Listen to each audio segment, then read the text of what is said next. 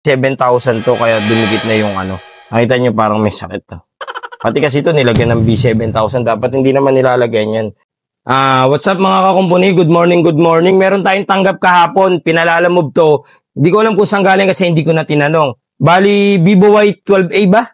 Ito, bubuksan na natin to. LCD lang naman to. Ngayon, papalitan natin. Alam po nakaano pa daming tape. Makikita niyo, puro tape. Yan, puro tape. Vivo Y12A daw to.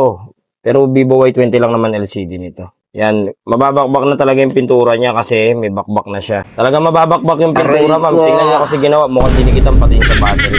Ay, Diyos ko naman, no. Pati battery, nilagyan ng pandikit. Ayan, tingnan mo, siyempre pakita mo.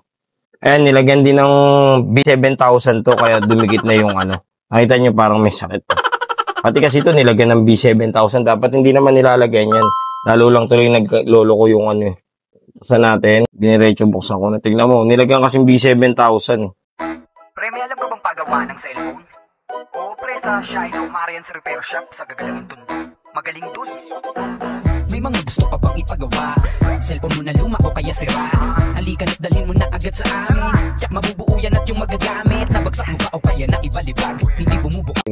Yung front cam nito, pwedeng sira na. Ay, makikita mo dyan kasi yung tama. Walang LCD. Sige, dyan.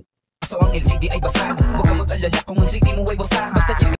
Makita mo marami akong gawa ngayon, oh. Pakita mo to, be. Yan gawa natin ngayon. Yan. Ayan, mga unit na yan, oh. Singit na natin to sa ano, kasi request ng client natin. Since pinalalamove niya, gagawin natin to. Ayan, na naka-vlog. Dapat kahapon pa to, kaso sobrang busy. Ayun, nag-charge. Ayun, lumabas charge.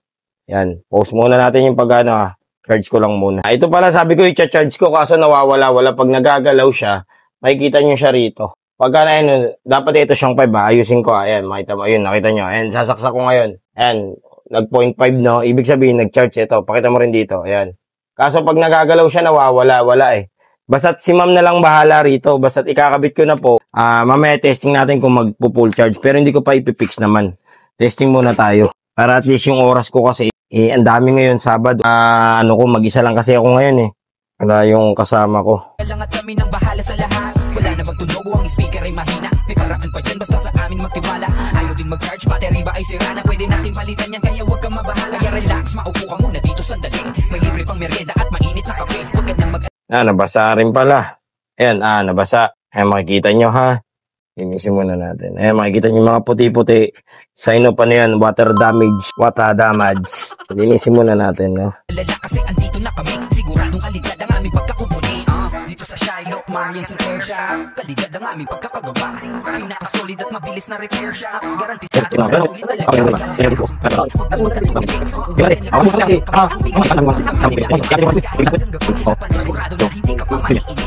Dito sa Shiloh Marian's Repair Shop. Kalidad ang aming pagkakagawa.